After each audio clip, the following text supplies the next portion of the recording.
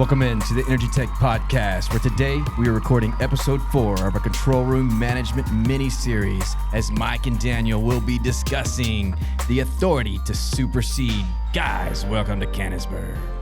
Hey, Jeff. Thanks for having us. I'm your co-host here at the Energy Tech Podcast, live right here at Canonsburg, Pennsylvania, in the heart of the OpSite Energy Control Room, again with our VP Regulatory and Compliance, Daniel Nieto, joining us here on the show. Thanks, Daniel, for joining us. Yeah, absolutely. It's great to be here.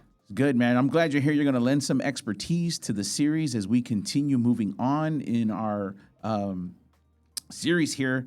And, you know, one of the things I want to point out is when you watch these, keep in mind that you can comment at any time, not only just like and subscribe, but we're looking for comments. So if you happen to run a control room, you manage one, or you're an operator, it's important you can click in there, create some comments. We'll give you feedback on those comments.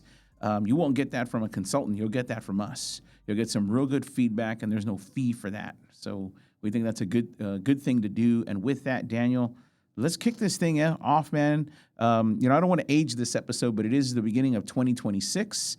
And with that, sometimes you are looking at your annual CRM plan, right? Your control room management plan, if you're an operator or producer. And so you can follow in the series. We'll provide content. We'll share links, resources that you can use. And a lot of these, we're going to point back and map to the actual compliance code. So when we reference this, you'll notice that we do target whether that's a liquid or gas pipeline. We'll target 192 or 185 and base that on where we're going to apply this, its applicability. If it applies to both, we'll let you know. If it doesn't, we'll let you know. And that's what's one of the great things about having like someone like Daniel on the team, is to lend that expertise. So with this, Daniel, kick us off, man. Where were you going to take us with this episode? Yeah, this episode we're definitely going to talk about, superseding from a control room standpoint. I know we talked about awareness and led into it a little bit previous episode, but this is going to be strictly focused on just superseding in the control room environment and authorization, right? So, you got your procedures, your requirements, your common misconceptions. We're going to go through all of it, make sure that we have that outlined pretty well. Yeah, and right here you can see we're going to talk about those things you just mentioned, the regulatory intent, some procedural requirements that you're going to need, those misconceptions you're talking about. We might throw out a couple of questions here. I know Jeff's right there in the back part of the production booth. You may hear that as well. And then we'll actually talk about what superseding even looks like, and then maybe an implementation path for that, and then some action items, right, so people can leave with that. Yeah, absolutely. Yeah, so I'll go ahead and kick it off. Yeah, get us started right here, man. So point us back to the rule. Obviously, you've got your federal rule, and it does apply to whether you're liquid or gas, right? Yes, it applies to both. So you have your content of 192.631, right, B5, and then your 195.446 B5 as well. And again, it's roles and responsibility, right? And the main thing of it is not just for abnormal and emergency conditions, but what's it look like in a real environment, in real time, and so that's what we're going to kind of go over this episode and how that looks from just a day-to-day operations. Sure. So kind of to set us up here, Daniel, because I think, in order to satisfy the rule, right, when you're pointing to the rule, there has to be some things that you look at, meaning you always have to have qualified operators only if we're going to talk about the context and superseding, right? So you've got to have that qualified only operator first, right? Yeah, so this boils down to, trained and qualified to use the SCADA system, following your CRM, right, procedures or plan. And this goes to both 192, 195. And we have to make it clear that, this is for, qualified personnel only, non-qualified individuals. They need to be aware of these things, right? So whether that's management, anyone outside of that, interacting with the controller, you want to make sure that during the training session and within your plan that's identified and people are aware of their roles and have this outlined directly into your CRM. Right. So, and we in previous episodes, we've already discussed what it takes to be a qualified operator, right? So we went over that, and you just mentioned if you're going to do this, there has to be in your plan an explicit procedure and reference to that, right? For not just qualified, but ensuring that you are saying, hey, there is no superseding, so there is going to be some explicit procedure. And I think in a minute here, we'll talk about that, what those are. Yes, that's accurate. So you want to make sure that that's written within your plan. You need to make sure that you review it with any new controllers, and from the year-to-year standpoint, if things have changed within your operations, that's modified and changed and updated for everyone to be trained on and made aware of. Yeah, so let's go to that. You've got that slide number 3. After the title slide, it's that third one. You've got some core regulatory concerns, right? So those looks to me like just to be some things that you really want to look at. So these are some concerns or things that you always want to check the box on, if that's what you're saying. Yes. That first one is, we talked about it. That's your qualified operator. The second one is you've got to have that explicit procedure. You're going to check that box. You've got to identify that you've got to have no superseding in place, and that includes manager awareness. And I recognize that in the federal rule, or actually in CRM in general, when they talk about a manager, they don't give titles. So they don't throw out, oh, you're the executive director of operations or you're the measurement manager. They simply use the word manager. And I think that's because that title tends to supersede operators in the sense of a hierarchy in a company. But when it comes to executing the role on the desk, you want to make sure that anyone that is not qualified, they're going to fit in that manager bucket, right? Right, and it boils down to exactly what you said as far as it's not a title, right? It has to be laid out that, no one can supersede a controller. Right. And, especially on a technical action during an abnormal event, right? So you want to make sure that, again, it's identified and it's laid out for your controllers in your plan.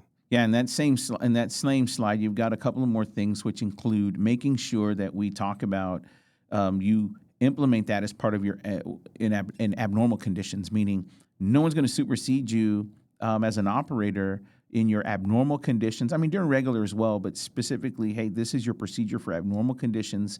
And then probably this last one, Daniel, we might spend a couple of minutes on, because I want to understand what the behavior alignment really looks like, right? When you do this, what this, how this kind of plays out in the control room. Okay.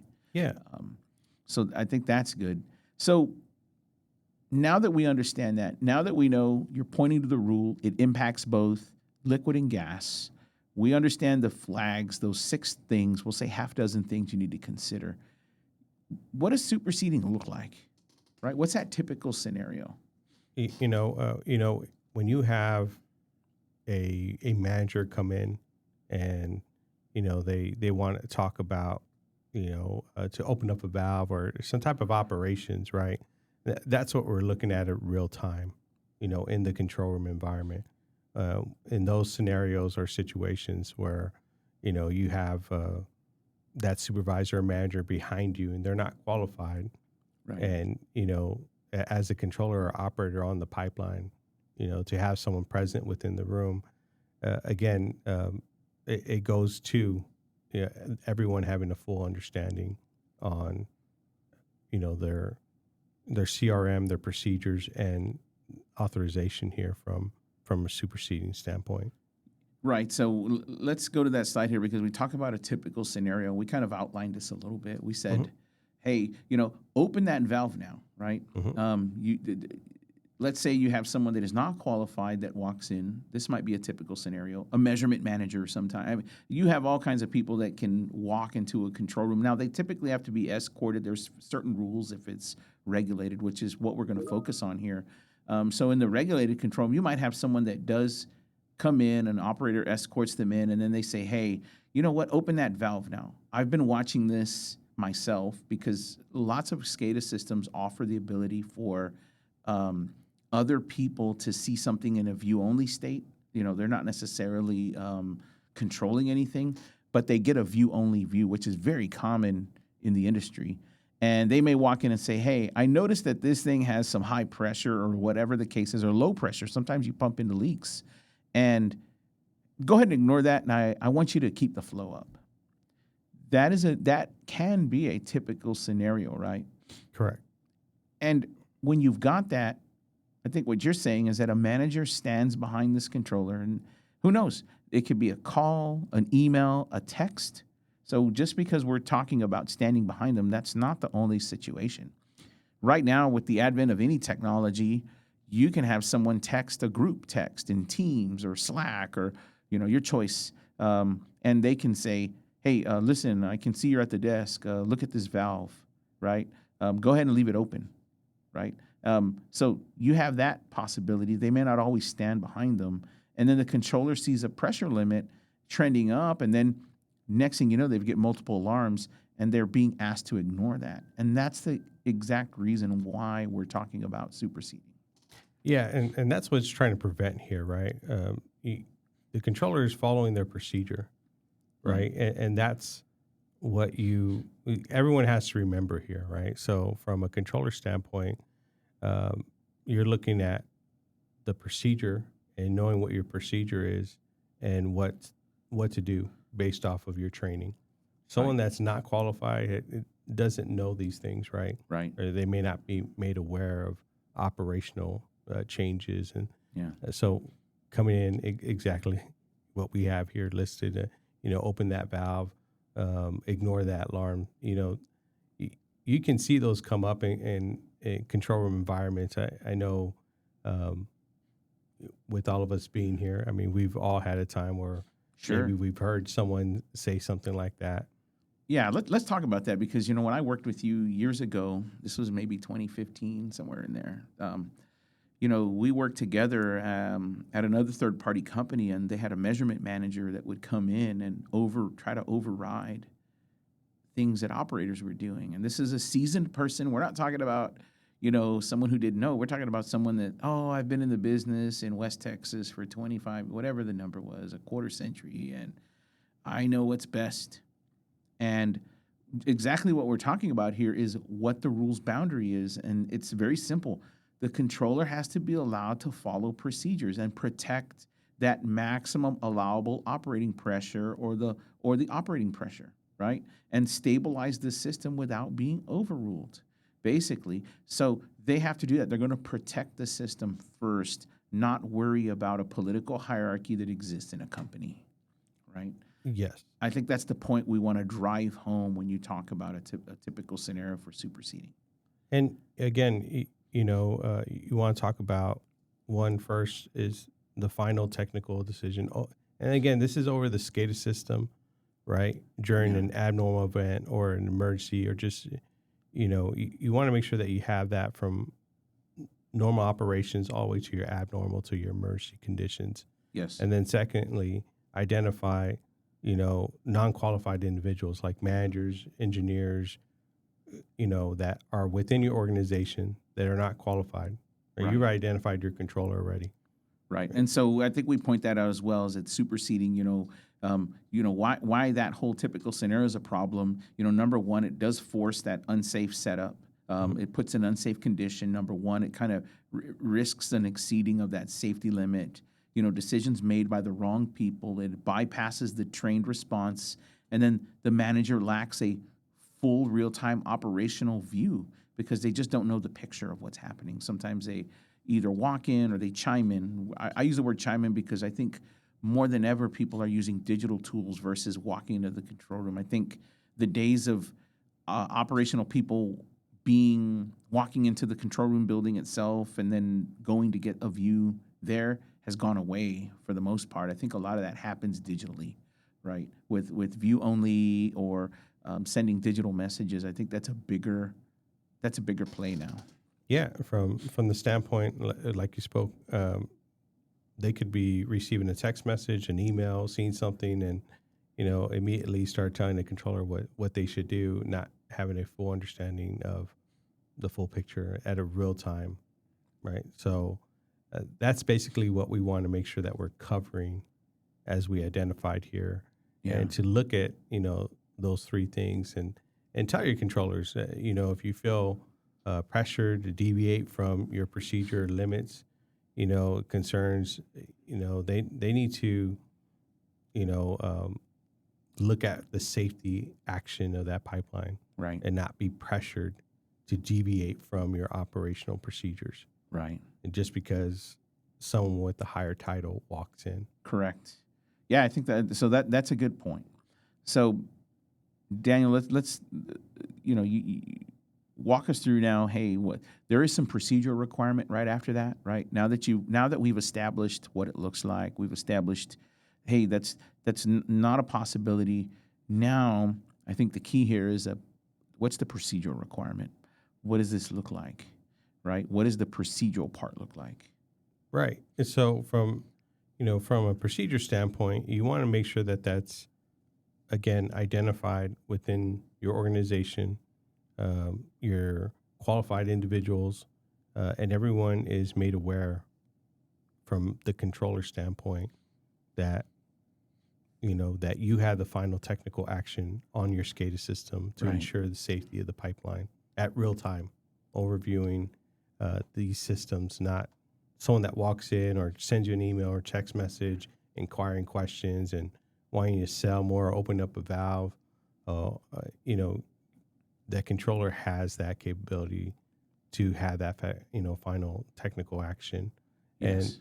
And that's, again, when you talk about superseding, you're talking about procedures that are in play that the controller knows that he may be straying from. Right.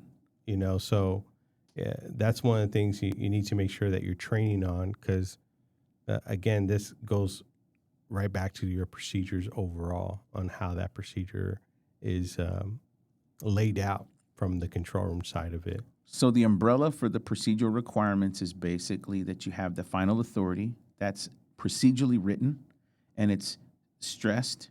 Number two is that no superseding, and that has to be explicitly written, right? That anyone that's not qualified doesn't engage that or supersede that specific technical action. And then third is that there's an escalation. So you actually have a path that's in writing, right? Correct. For the procedural requirement. Those Yes. three main things should be satisfied. Yeah. And again, everyone wants the pipeline to run and flow, right? And at times it may call for things to be either adjusted or modified during normal operations, right? Yeah. So just making sure that it's clear going through it and making sure that your controllers are aware of their procedures, understanding those as they maneuver through any type of changes or, on the pipeline, regardless of who's present or, making calls to the control room, not to be intimidated or feel pressure to do something that's outside of their procedures. Yeah. And so after that, once you've got that umbrella established, now Daniel, you've put out or articulated some guidance, kind of this 4-step process, I think is really good. And, you've broken these down. Once we go through these, I really want you to look back on your history of going through audits and say, Mike, I've honestly had this come up. I don't think you have to share names or companies or producers, but I would imagine that, in your history in audits, that this has at least come up once, where, once we go through this 4-step path, that maybe something wasn't aligned. Yeah. So, there's been, scenarios, and things where, auditor will come in or inspector will look at your operations. And, one of the big things is when they go and interview a controller and they ask them during the observation, the biggest thing is the silence that comes along with it, right? Because they want to interview the controller and the manager is out, out of the interview, kind of Right. away from the process, right? And the inspector's sitting down with your controller, and a question's being asked, who can supersede you? Right. And when you sit there and you hear crickets, right? You're staying quiet. Right. And the thing is, everyone's afraid to say something. He knows what to say because he's been Right. trained on it, but that no one can supersede him. And by the way, it's located here in my document. This is what I'm trained on. Right. That's one of the big things that you look at from an observation standpoint is, the silence. Yeah. When you go into an observation during any type of audit or an inspection. And the next thing is just the culture, just in general, right? The controllers, following the instructions based off the procedures, having those in place when an inspection is asked of who can supersede you, right? Well, you're following your procedure. And again, that's what it leads back to, right? That's right. So where in your procedure states that someone can supersede you? Right. It doesn't state that. Right. Right. Yeah, I think you're coming across here on your guidance. You have this 4-part path. Yeah. What lays over the 4-part path, if you go look at it, when we say write it down, align a procedure, train everyone, and capture events, that's a cultural layer. Like, to me, it has to come into the culture because an operator can get interviewed. You could have a beautiful document, but that doesn't mean anything if culturally no one can sit through the audit and get interviewed and say, actually, I have a procedure I can point to. Actually, this is how it aligns with me. And then I'm trained to do this. And by the way, here's where I go capture that event. That's it. Like it kind of follows your guidance here. Yeah. And, people, the amount of audits I've been in, I've at a time as well felt like, it feels like a trick question, right? Yeah. You feel like, the people are asking you trick questions, but in reality, I mean, they're just asking you questions, and no one needs to try to remember this off the top of their head, Right. right? What they're asking for is exactly how we laid it out here. Write it down, align your procedures, train everyone on it.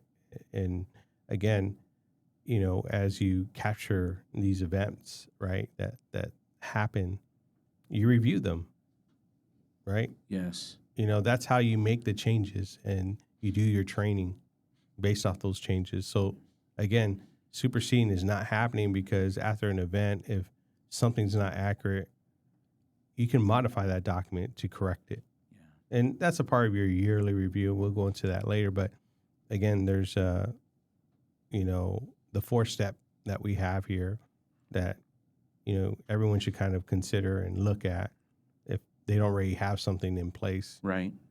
Again, because these are to answer, the protocol questions, and you want to make sure that everyone is on the same page, whether it's an observation or just in general. New controllers coming in, that they have, that information available for them.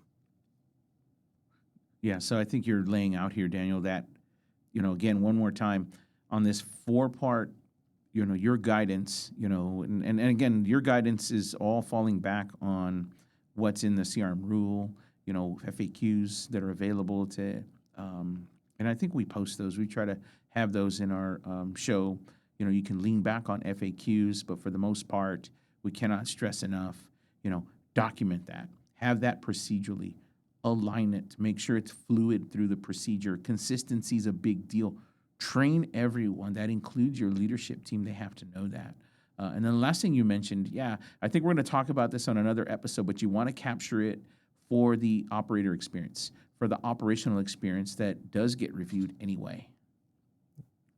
Yeah. Right. So, I mean, if you have an event and you feel like the action wasn't taken correctly, again, that's what lessons learned are for, right? You have a lesson learned and you document that and you do a tabletop on it and you review through that,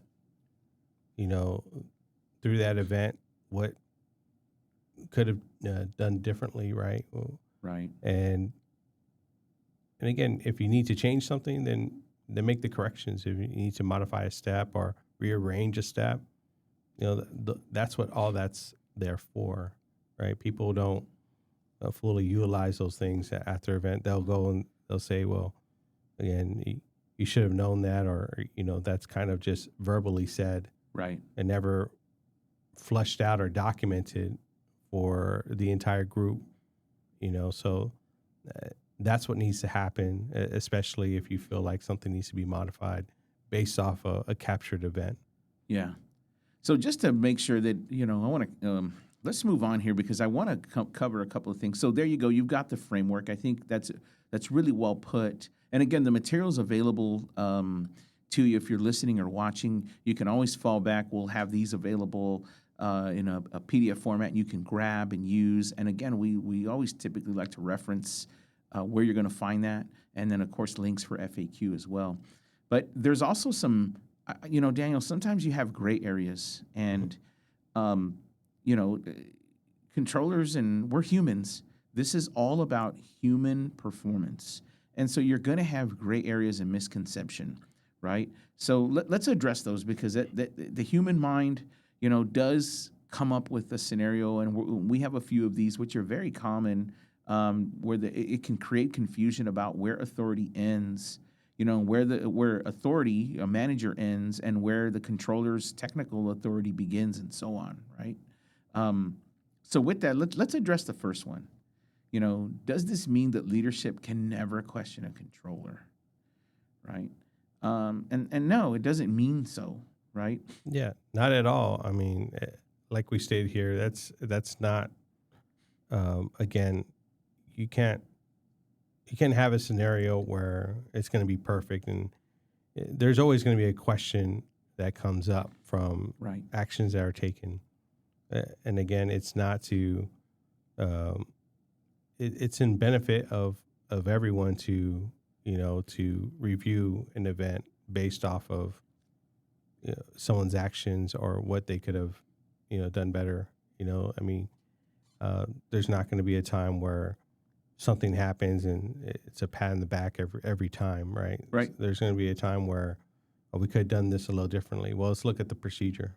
What does the procedure state to do, and did you follow your procedure? Right. And let's make the correction there. Yeah, I think you're right. So you just said that right there. So what you're going to want to do is, whatever the case is, especially if it's abnormal, you're going to want to, you can question it and then come back to it in a debrief and then document it, right? Yes. So that's a possibility. So here's a second one. What if the controller is clearly wrong, right? So, hey, if you believe that there's some imminent safety, I think one of the solutions is you can take that controller that's on duty and place them with someone that's qualified. I think, Daniel, this is where it's important to know that you really want to you really want a qualified supervisor and lead. So this means that when you're in a control room, a lot of times you have a lead controller that's in there that does scheduling or whatever the case is, has other duties. You really want them qualified versus having an unqualified in there, just because there may be a time where you may have to clearly sub a controller in, even if it's for larger than past an extended break, but for a time period, or they're sick. And sometimes it might be that, hey, we really want to debrief them on a policy that we're recognizing they're not clear on, and you want to put someone in that seat, right? Right. And, that does happen. And this is where continuous training would fix those things. And again, no control room is perfect. Yeah. No operations are always running smooth. There's going to be a time where, a controller made, a decision based off his procedure and what he was seeing that maybe could have been avoided, or, again, you want to take a normal operations that may have, went into an abnormal and bring it back in versus it going the opposite way and going into an emergency condition. Yeah. So your training documents, and if you've identified that the controller was clearly wrong, again, corrective actions there, right? And then that has to be written within your plan as well. Yes. And how you're gonna how you're going to replace them with the qualified controller and what the next steps for that. Yes. And just to reiterate the point, I think on that last bullet we have is this is not just a paperwork issue, meaning just like you said, it must be documented. There has to be writing. If it's there in writing, but your culture says otherwise, then you're not in compliance. Yes. Right? Yeah. So I think that's one thing to look at. Well, we're going to wrap this up in just a few minutes. So let's kind of target, Daniel, how inspectors kind of see this, because you've been through quite a few audits, and let's walk through how an inspector actually tests this compliance. Yeah. The biggest part of it is where I spoke to as far as when, they want to do an observation or an interview. So when they go in and they want to pull a controller aside, I know we spoke about it before, coaching people and making sure that they understand. But, I would like to, it's not really, for me, it's not really coaching is, hey, let's, if you need to review your documentation, right? And again, every year your controller should be reviewing it. It should be within, that operations group for them to ensure that the controllers are fully aware of their roles and responsibilities, and make sure that everyone understands the authorization portion of that. And, that's where you'll commonly see, in inspections where, they want to see not only if it's written, because they already know that portion of it, they've already asked for your program. Now it's about seeing and doing an interview with the controller and seeing whether or not he knows to point to that. They're not looking off the top of the head and making sure that he knows every letter or, every word that's written in that paragraph, but he knows where to reference it. Yeah. And that's the thing, right? You don't want to do anything off the top of the head. You want to just be able to point to that and say, this is where it's stated. And during the interview process, that's where I see a lot of that, and during my audits, and as often as we've been, in my past where I've been, gone through an audit with some of our controllers, because we've gone through this process. Right. So everyone, that for some control rooms that maybe every, 3 to 5 years, you get an inspector that comes in, and, in my situation, it wasn't like that, where everyone was fully aware, not only because we went through so many audits, but, we always made sure that we reviewed, the CRM just in general. Right. So, and one of the things, correct me if I'm wrong here, but ultimately what the inspector's doing is they're looking for alignment across the board. They're looking at, the document review, they've got the interview, and then they're going to compare that to anything they might see in a near-miss document or anything that's documented for operator experience.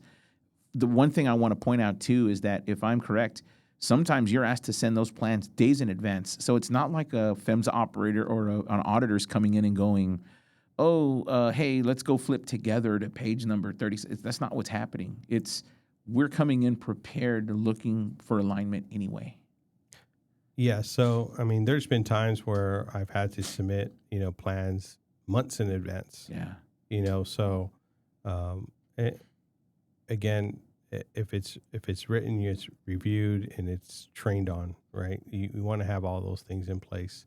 Yeah. And you want to make sure that, when you're in the inspection portion of it and they're testing your compliance, that you actually, are following through what you're saying. Yeah. So inspectors are looking for the tested alignment.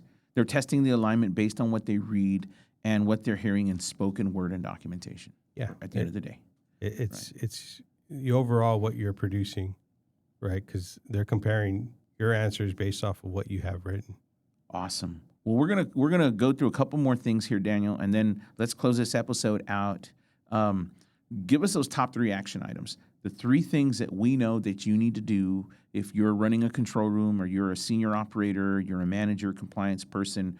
Let's walk us through these quick 3 action items that you can do. Yeah. Again, the 3 that we have listed here again is making sure that you have language in there right, for your emergency procedures. Right. You want to make sure within your CRM, if it's not there, make sure that there's some language in there on, whoever, as far as your operations can supersede or there's no superseding in your CRM document. And then, make sure that that's trained on. And then the other one is run over scenarios based off, decisions, right, from the control room management and everyone else from an abnormal condition. Yeah. Or during an abnormal condition. Again, it's capturing that information and then, kind of document that, flag it, and use it as a near miss. Again, it's a lessons learned, right? These are moments that you can review and document, create a tabletop on, and provide that as another record. Right. So there's been times where you may not have an event, you may not have done the tabletop, but you can always go back to an abnormal operations and review that and walk through the steps of your procedure to make sure that everyone was in alignment from your procedure to operations and everyone's roles were accurate and actions were taken correctly. So number one, you want to add that explicitly. Number two, you really want to run a scenario that's based on your discussions as both culturally, and do it as a routine, right? In your control room, whether that's monthly, quarterly, hey, run through those what if scenarios, make them a part of your culture. And the last thing is you want to flag those incidences. No control room's perfect. You really want to document some of these. It doesn't indict you. No. It helps you. Yeah, it actually does increase your chances of passing an audit because in every CRM, you state you're doing these things. So, when you go into it and you have nothing written or nothing documented, it does raise a flag. Yeah. Yes. It's okay. So where are your lessons learned from these things? And you don't really have them, right? Yep. The analogy I give is if you were audited by the IRS and they saw your expenses, they want the receipts. So I think the best way to look at that is if you're showing that you have past incidents or you're implementing, show the receipts. Show those events and where you document them, where you have improvements, where you were able to, if it was a near miss, these are not indictments, they're receipts to the process, right? Correct. Yeah, so that's they really a good way do to look help. at it. So, hey, Daniel, this has been a good episode, I think, right here. Again, just to kind of run through us, Daniel, tell us what we kind of covered here in summary in your mind. Yeah, overall, in wrapping this up, it's just, non-qualified individuals within the control room from non-superseding and making sure that, the controller has the technical, right? Yeah. Decision-making from abnormal to in emergency conditions and making sure that everyone is in alignment and from training, from a new controller coming on board to, maybe it's a new manager or anyone else within leadership that has a new role or interacting with the control room, that everyone's fully aware and from that culture standpoint on the controller's roles and how they respond. Awesome. Well, that's going to end this episode. Don't forget, on the next episode coming up, we're really going to target some adequate information in Section C of both 192, 195, proving sufficiency to auditors, and we'll target some SCADA displays and tools. But here's one thing we want you to do. Submit your scenarios, submit your comments, ask us. We really want to help you out. We want to, Daniel's here to provide as a resource to the community. And with that, we'll close out this episode. I'm your co-host, Mike Flores, with the Energy Tech Podcast on this CRM Mini-Series. It's a good show, Daniel.